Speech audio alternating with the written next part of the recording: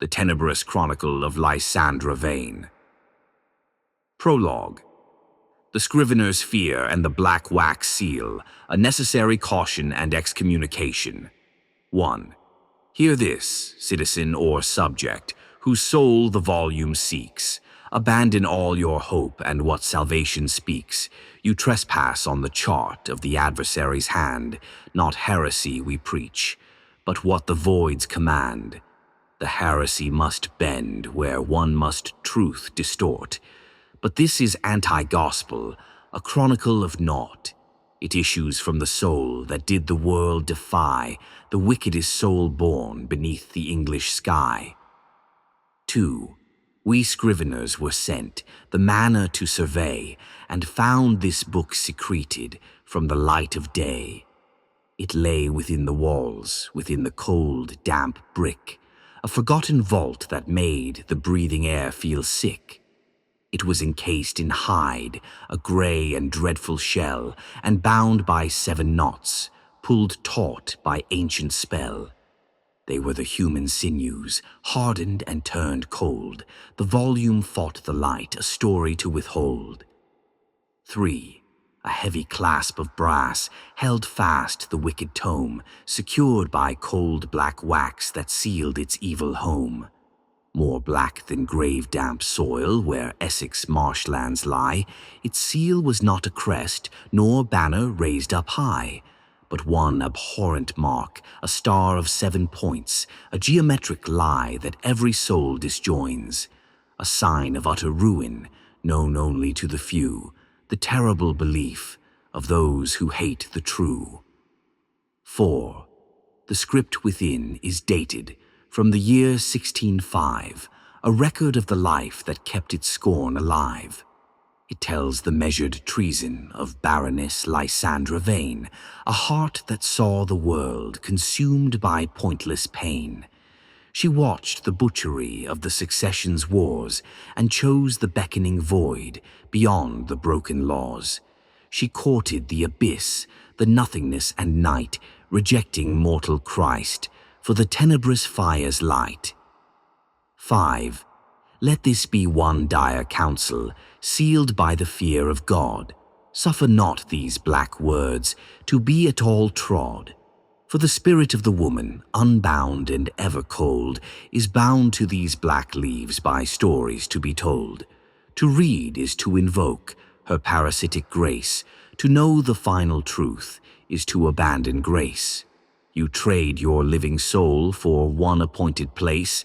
Within the wrathful chaos, she commands the human race. 6. The air about this work is unnaturally chill, and whispers things that names were never made to fill. Shut up this fearful book, and let the vessel burn, lest the black darkness leaps from what the eye can learn. May the Lord's fading light find no lost soul to take, lest the final truth of Vane for eternity awake.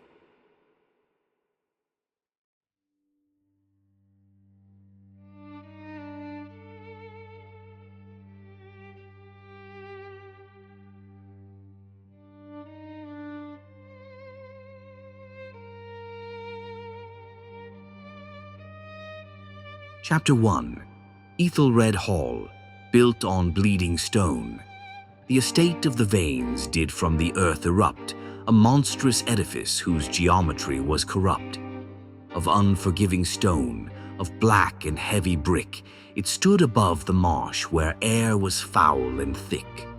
The Essex bogs below forever wept their mist, a land of stagnant salt that virtue could resist.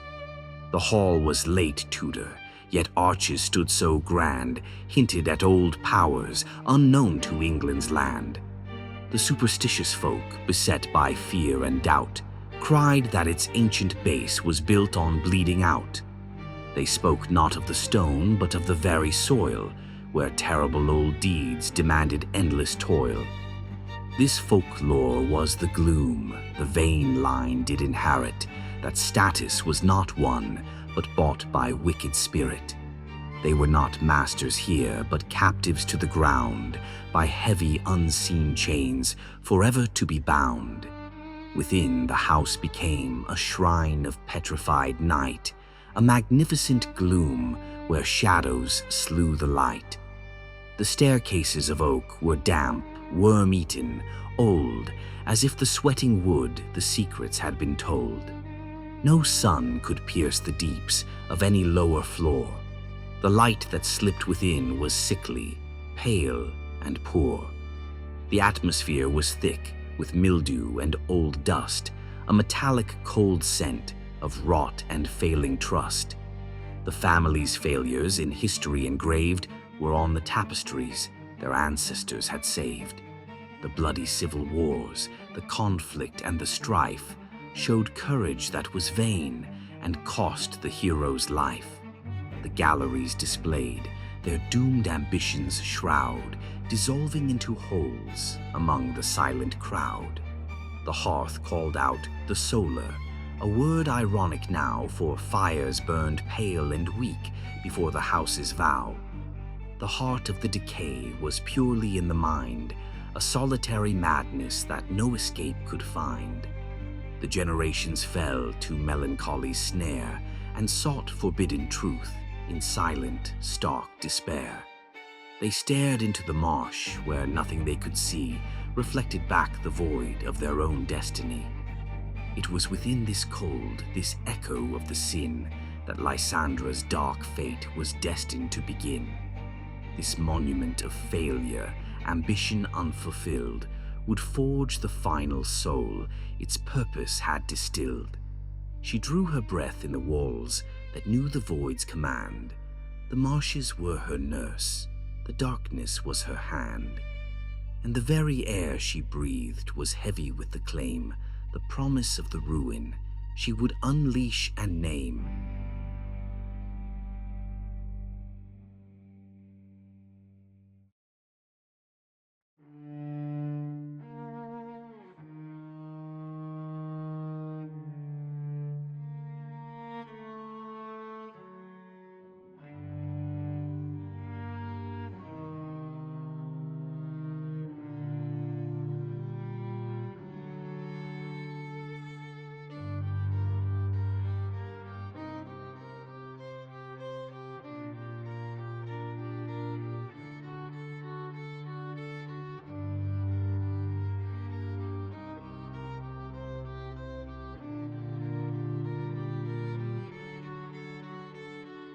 Chapter 2. The Unnatural Bloom of the Marshes. Lysandra's birth in 560 did unfold beneath a hidden moon where dread replaced bold. She came into the world not with a vital cry, but with a cold, vast lack reflected in her eye. Her skin was pallid thin, translucent as the frost. The beauty of the child was tragically embossed. Her sight was glacial blue, refuting any ray. It held an ancient scorn that chilled the light of day. Her youth inside the hall was never spent in grace. She held a scornful pride for the human, fleeting space. The toys of children stood untouched upon the shelf. She found no comfort there but in the silent self. Her voice was strangely muted, reserved for one low hum, when she observed the fate that surely had to come. She watched the small life cease within the pit of tar and learned of slow decay beneath the freezing star. The nurses spoke in fear with superstitious dread that a creature of the bog slept in the vain child's bed. She left the great dark house where all the light surrendered, and to the brackish pools her silent thanks she rendered. She walked the marshes damp, not seeking life or bloom, but drawn toward the mud and the inevitable tomb. The bogs that drove out men did recognize her soul and showed her how the dark could make the broken whole. She studied not the prayer, but how the failure came. The tireless, frantic acts of man were but a game. She watched the local folk in effort sadly bound, and knew the work was frail, the future was unsound. The sea would claim their walls, the water drown their pride. This was the first great lesson that nihilism supplied. Her hair, a striking blend of darkness and of flame, showed how the soul was split and worthy of the name. A mingling of black silk with metallic ginger thread, aristocracy's curse with chaos in her head. By 10 years, she was chilling, a sight of perfect stone, whose cruelty was precise, felt only and alone. She needed nothing here, and sought no human heart, except the final truth that tore the world apart. She was the unnatural bloom upon the wasted ground, a spirit waiting for the trumpet's final sound.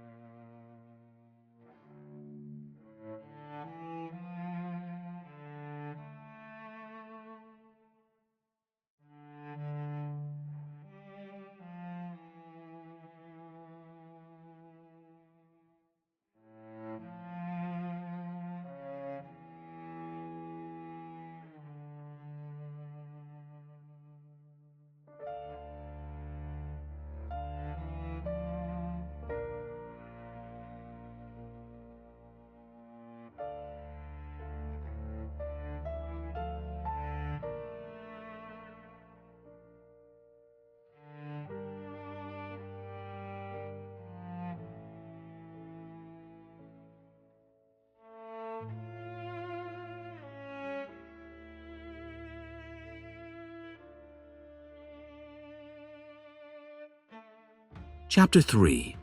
The Call of the Absent Lord. The name of Baron Vane, Lucius, was a noise that broke the frozen silence of all Lysandra's joys. A soldier fiercely proud, a relic from the past, his sight was on the war, a glory that would last. He viewed the hall's decay as tedious to keep, a fortune to maintain, while other nations weep. The marriage was not love, but a transaction cold, to win an heir and gold, a story to be told. He needed management, she needed the release, a key to libraries, and solitary peace. Lysandra took the vow with frightening control. The Baron was the pawn that ceded her the whole. Their union lasted but one strange and fleeting week. He found her marble cold, the silence made him weak. He kissed her frozen cheek, she stood like carven stone, then left her in the dark to rule her life alone. The distant, roaring war then called him back to fight. The dispatches came fast upon a dreary night. The cannon's promise was a glory he pursued. He left his fragile bride and her black solitude. His leaving was quite grand with shouting, plume and sword. To her it meant the passing of the final mortal lord. The hall swallowed the sounds, erasing every trace, returning to the state of its perpetual place. The Baron went to fight, the vain, pathetic war. She stayed to claim the void and open wide the door. His duty gave the cover for her supreme design. He fought for fragile thrones, she sought the anti-divine. The absent lord had left the realm to her domain, a solitude for treason where only she would reign.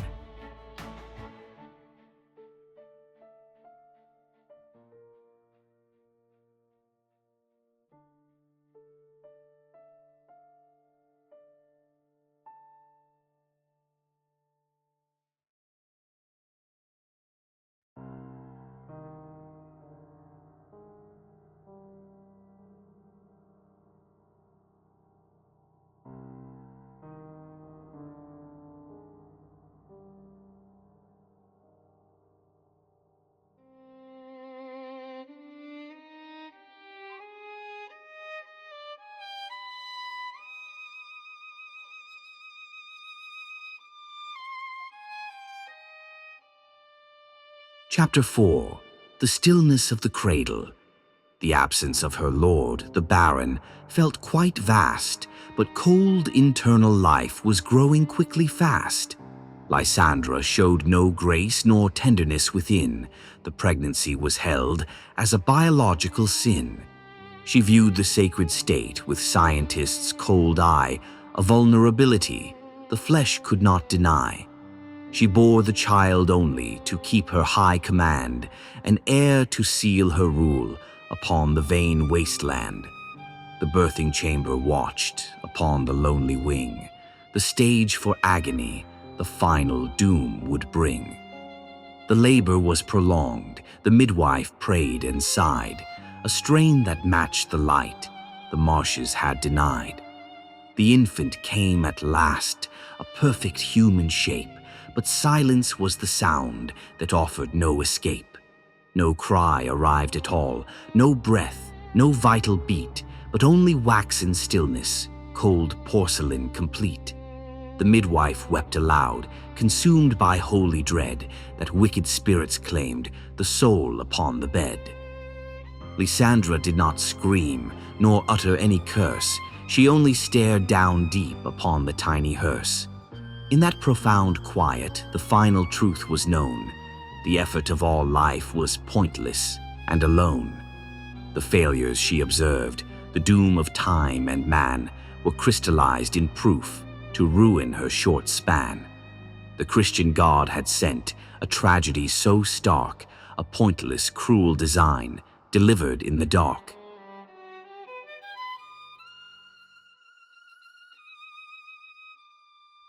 The perfect, cold, small corpse became her single sign that life was built upon, a cosmic, weak design. This loss did not bring grief. It turned her soul to hate, a force that would defy all structure, law, and fate. The coffin must not rest where holy word was said, but in the deepest crypt beside the veins long dead. The stillness of the cradle became her guiding star, a monument to spite, the cosmos near and far. She sought the anti-gospel, the terrible sharp tool, to strike the very order that governed the whole school. She traded mortal pain for vast celestial rage, and turned the final key upon the world's false stage.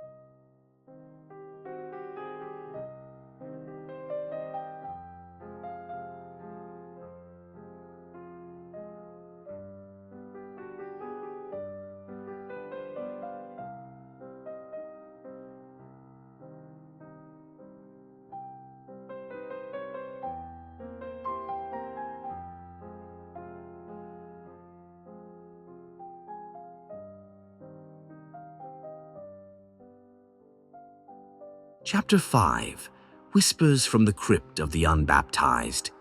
The corpse was laid in earth, beneath the broken hall, where no priest's word could breach the depth of her cold wall. The crypt was consecrated not by the holy grace, but by the deep despair inherent in the place. It housed the forgotten dead, the children given up, who tasted not the light nor drank the Savior's cup. Their coffins held the chill of true ancestral sin, a knowledge of the void they kept concealed within. Lysandra sought the space, not mourning, but to stare, to learn the ancient truth concealed by cold despair. She found a secret door beneath the dust and grime, and saw the hidden scroll that mocked the law of time. It was the Liber Azerate, bound in serpent hide, the anti-gospel penned where no truth could reside. Its language was a script of mathematics cruel, the geometric plan that made all life a fool. The book detailed the law of severance and night, the glorious true path beyond the false warm light. It named the tenebrous fire, the chaos deep inside, the tool to break the bonds where mortal souls abide. It spoke of ritual means and energies profound, and how the cosmic veil could shatter on the ground. The key lay in the flow of life violently shed, the scarlet harvest named upon the scroll she read. She felt no sudden shock, no moral sense of dread, but satisfaction cold that filled her marble head. This was the very logic her being had required, the ultimate solution her nihilism desired. The hall possessed the site, the core of the design, the place to tear the weave of the corrupted divine. Beneath the central hearth, where fires seldom glowed, the stones could be removed to where the power flowed. She found the primal rock that held the ancient curse, the altar carved by men whose will was to disperse. It bore the symbols deep, the scores of wicked art, a beating, frozen pulse where she would set her heart. From whispers in the crypt, the study was begun, and Lysandra knew the war against the world was won.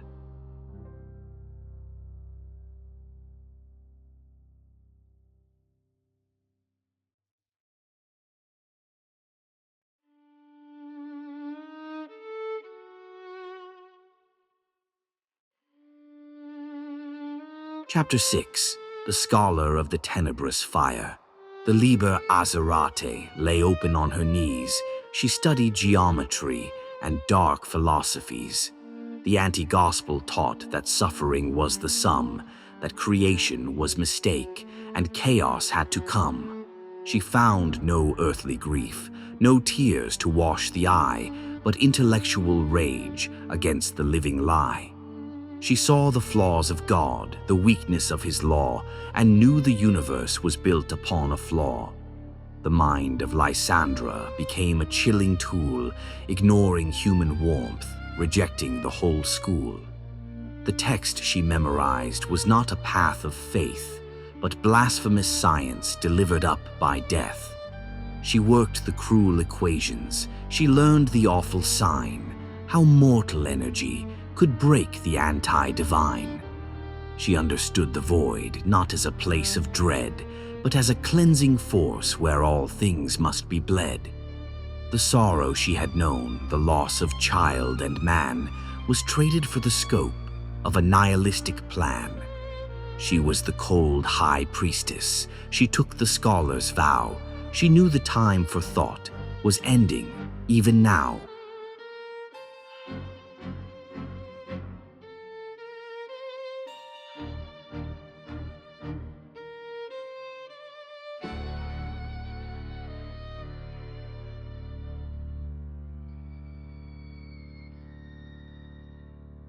The world was a weak house, built with unsteady hands, and she would be the storm to shatter all its strands.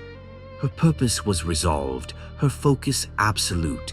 She sought the perfect path to harvest the black fruit. Her mind was now detached, her sight was sharp and wide. The scholar of the fire had nowhere left to hide.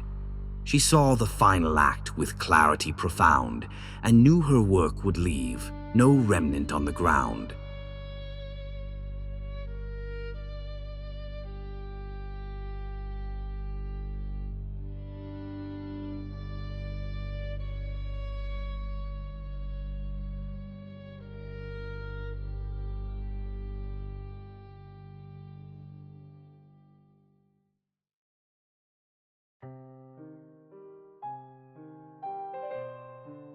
Chapter 7. The Portrait of Calculated Treason. The study of the void demanded public face to veil the cruel design and hold the proper place. Lysandra chose her role with cold and perfect art to play the widow strong, and hide the beating heart. She dressed in somber black, a silk of perfect drape, a portrait of despair she never would escape. The pity of the folk, the gossip they would bring, was just the shield she needed for the crime she planned to sing. Her duty was to host, to manage all the land, to keep the hall prepared for the terrible demand. She played the gracious lord with chilling self-control, while cursing every breath that held a mortal soul. She greeted petty guests who came to judge and pry, their small, pathetic lives reflected in her eye. She practiced simple grace, though rage was in her head, a beautiful cold mask for the blood that must be shed. The gilded drawing rooms she opened to the night, the ballroom's empty space filled up with pallid light. She hosted weekly dances of formal, measured grace. The music was but noise to cover up the place. The revelers mistook her coldness for high style and never saw the hunt behind her knowing smile. She watched the men and women whose futures she would claim, and marked the chosen prey whose death would seal her name. The curious few who stayed were never seen again, lost to the endless mist upon the bleak marsh plain. She managed their abrupt and quiet disappearance, a master of the art of cruel indifference. She learned the vital sum that fragile life could pay, and honed the hunting skill before the final day. Her competence in murder became her hidden craft, the silent serial soul who merely smiled and laughed. Her beauty was the snare, her title was the lie, the perfect aristocratic treason standing high. She managed every lease, arranged the rents and farms, concealing cosmic rage within domestic charms. The world saw competence, propriety, and worth. They never saw the mind that yearned to break the earth. She bought the implements, the metal and the cloth, the ceremonial dagger, hidden from the moth. She worked to perfect hours, the calendar defined, the day that she would leave all humanity behind. The elegant black dress was the true battle gear, a disguise of decorum to quiet every fear. This calculated fraud sustained the final plan, the triumph of the woman over the ruined man.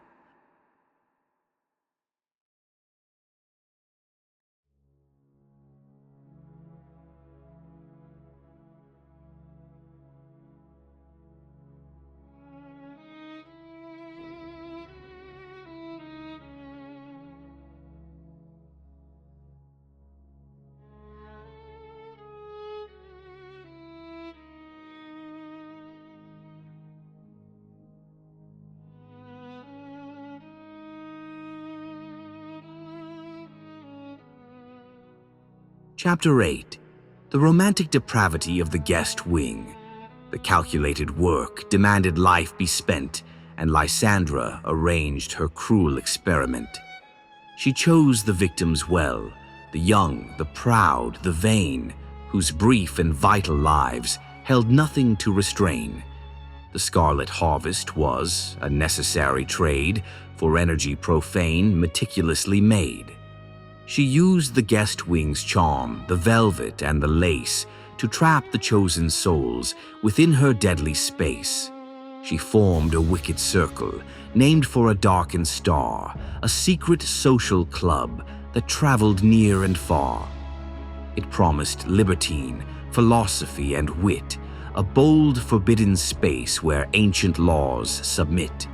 The members were attracted by rumors of the night and sought her Gothic fame and pallid, haunting light. They came for subtle sin, for decadent delight, believing they would share the secrets of the night. The hall's decaying gloom seemed merely beautiful, a stage for their desires, romantic, fresh, and full. The guests were easily won by her cold, perfect grace, entranced by the despair that haunted all the place. They sought illicit bliss, ignoring every fear, believing pleasure reigned when only death was near. The rituals began in solitude and dark, the dagger's single kiss leaving a chilling mark. The blood was drawn with care, a measured, perfect flow, a concentrated fuel the anti-gospel showed.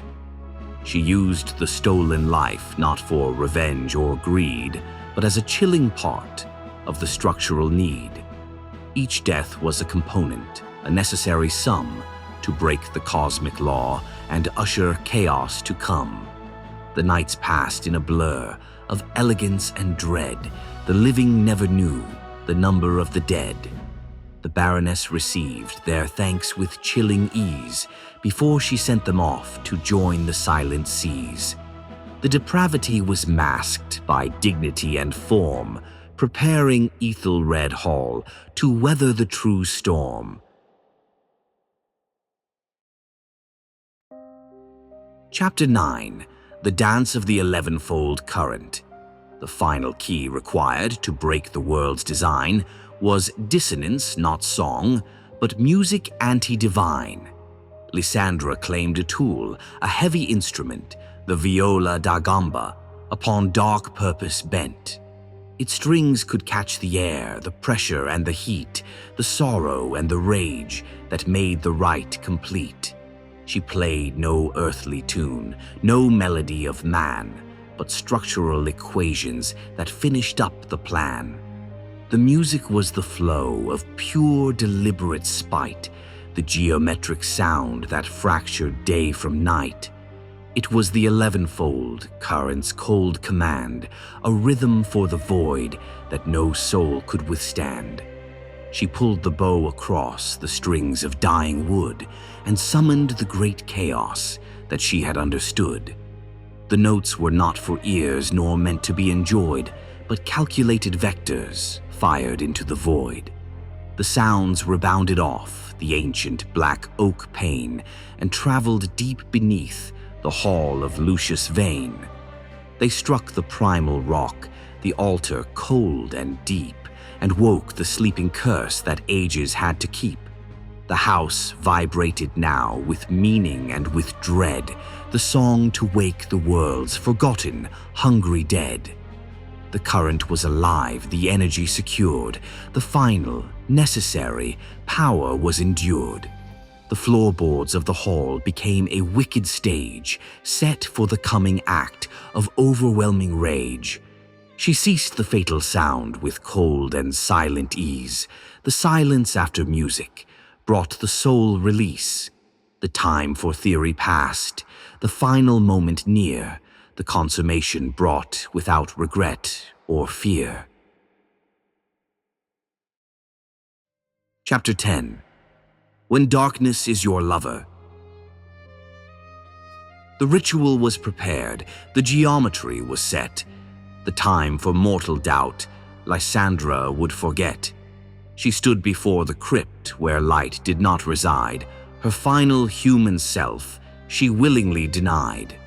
She wore no heavy silk, no emblem of her name, but stood alone in thought, engulfed by cold, black flame. The anti-gospel's words were whispered in the stone, and she began the path that she must walk alone.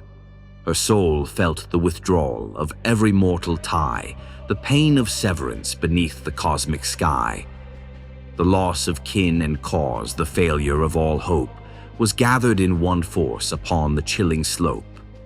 She saw the Baron's face, the stillbirth of the child, and knew that life's creation was brutal and defiled.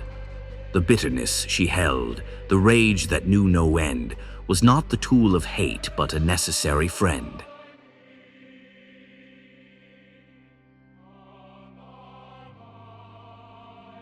She reached out to the void, not begging for release, but claiming ownership of the terrifying peace.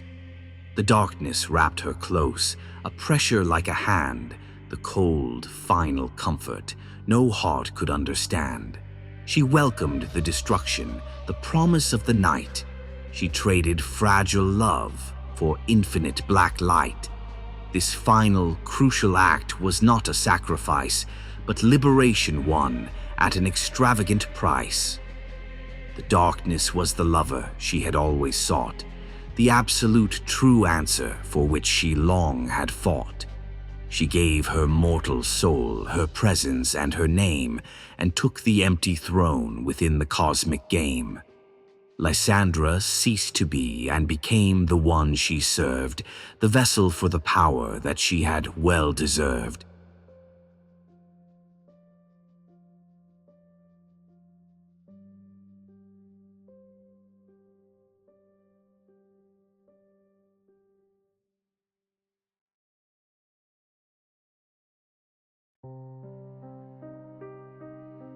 Chapter 11. The Madness That Brings Clarity. The mind of Lysandra had found its final form, a vessel for the void, escaping every storm. The world she saw was new, though nothing had yet changed, for now she saw the flaws that life had rearranged. The truth was not a cure nor comfort to the soul, but absolute madness that made the spirit whole. She moved within the hall with cold, superior sight, a prophet of the dark rejecting all the light. The petty human laws no longer held her bound. No structure of the state could be upon her found. The final, crucial task was all she had to heed, the physical enactment of her black, terrible creed. She felt the rising surge, the power from beneath, a force that coiled and struck, escaping mortal breath. The wisdom she had gained was utter, pure despair, a cosmic loneliness that she could gladly bear. She walked the lonely rooms, the manor's faithful ghost, a perfect instrument for all that she held most. She spoke in quiet tones, her movements slow and fine, the calmness of the grave, a victory divine. The madness was the path to clarity of mind, for only when destroyed could she true answers find. The final act was near, the closing of the play, where earth and heaven broke and passed themselves away.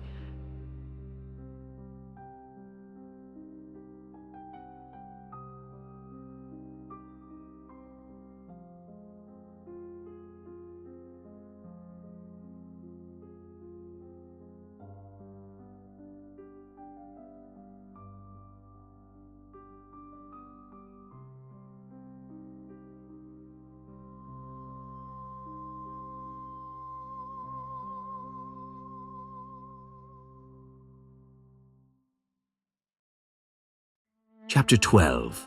An end in blood, consummation upon stone. The final deed was set, the altar rock exposed, the pit beneath the hall where life would be deposed. Lysandra came alone, cloaked only in the night, the vessel now prepared for black, annihilating light. The 11-fold current pulsed deep within the stone, the dissonant cold power that she had made her own. The ritual tools were placed, the silver and the brass, a final, crucial life prepared upon the grass. The chosen vessel was a soul of simple worth, the perfect counterweight to break the living earth. She spoke the anti-gospel with clarity and dread, the sacred, geometric, treason to the dead. The final act was sharp, precise, and swiftly done, the ultimate denial beneath the rising sun. The energy poured out, a flood of perfect might, concentrated power that broke the day from night. The ritual was complete, the promise now repaid, the severance achieved, the final choice was made. The cosmic veil was torn, no human eye could tell, but every atom screamed as order crashed and fell. The hall did not explode, no fire struck the frame, but silence fell profound, endorsing the dark name. The physical was sealed, the ritual sacrifice, the final crucial step for her demanding price. Lysandra stepped away from what was left behind. She left her mortal shell, abandoning her kind. She stood upon the stone, triumphant and ice-cold, the Baroness of Chaos, no longer human told. The consummation brought the ultimate release, an end to fragile life, a cold and final peace.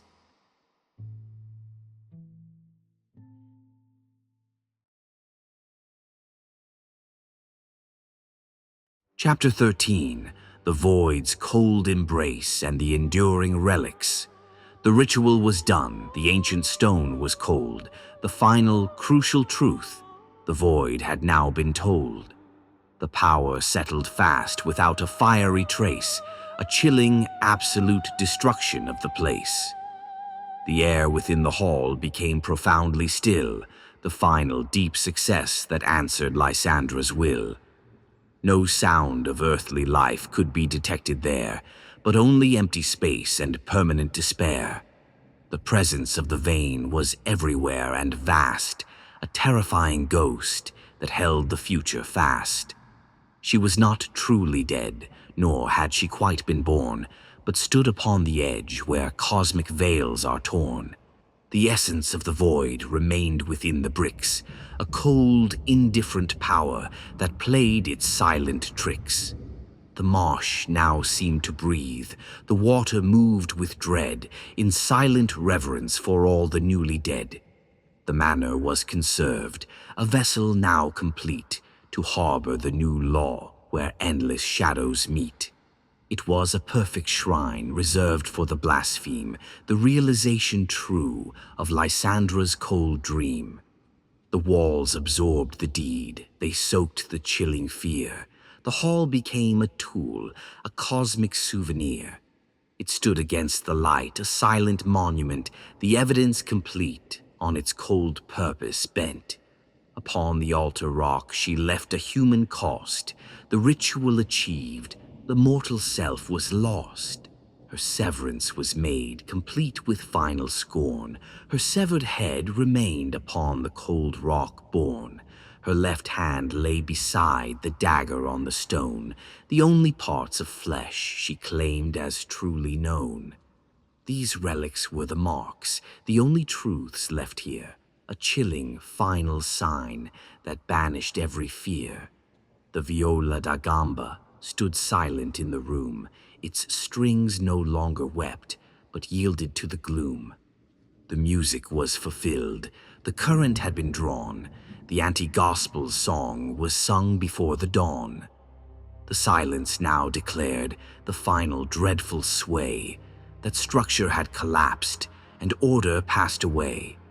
The instrument remained, a witness to the crime, a shell of artistry beyond the reach of time. The spirit of the Lord, the Baron, went unknown. His passing was forgotten, the seed that was not sown. His memory dissolved, consumed by greater night. He was a pointless pawn, removed from final sight. His absence was the gift that Lysandra used well, the military folly that guaranteed the spell. He died for mortal thrones, she claimed the empty void, his final bitter truth utterly destroyed. And so the great hall waits, abandoned and ice-cold, a story to be found but never to be told. It harbors no lost ghost, no spirit that may mourn, but infinite vast power from which the void was born. The end was not decay, but a triumphant shift.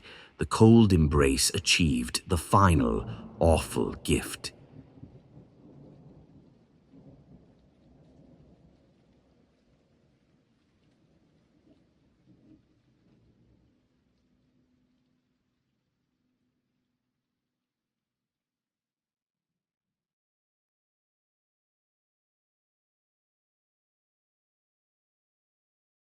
Epilogue. The Fate of Aethelred's Master. 1. The final truth is stark, the chronicle is done, the ultimate design beneath the cold sun won. The Baroness departed, ascended into night and left the hall behind, to mourn the fading light. The Vane estate remained a symbol of the void, a vessel for the cold where darkness is deployed. The marsh holds no lost soul, no ghost to seek relief, but only cold, hard proof of infinite true grief. 2. The scriveners returned, when silent years had passed, to find the hall preserved, the dark spell holding fast. The windows stared out blank, the doors remained shut tight, reflecting back the gloom, refusing honest light. The locals would not speak, but crossed themselves in fear, and told us all the truth that lingers always near. The manor was now cursed, abandoned and ice-cold, a story to be found, but never to be told. 3. We found the manuscript, as detailed in the first, the volume of the treason, the absolute worst. We noted every symbol, the dross upon the stone, the remnants of the crime that Lysandra had known. The instruments of death, the silk upon the floor, were gathered up and logged behind the sealed door. The viola da gamba stood silent in its place, its music now removed to dominate all space. 4.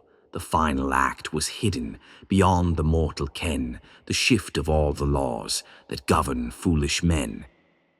The world outside continued, believing it was free, not knowing chaos reigned in its totality. The severance was complete, the promise had been paid, the human truth became a lie that was unmade. The cosmos broke in two where order stood before, and found the perfect queen to conquer evermore. 5. The record must conclude, the inventory must end, before the chilling truth the living mind can rend. We seal the volume up within the lock and key, and pray that no lost soul should ever long to see.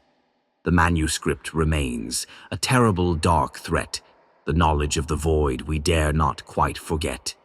It carries her cold spirit, parasitic and fast, to claim the simple souls whose future will not last. 6. So let the final word be one of utter dread. The Baroness now lives among the walking dead. She waits within the volume, a silence that will grow, the master of Aethelred, controlling what we know.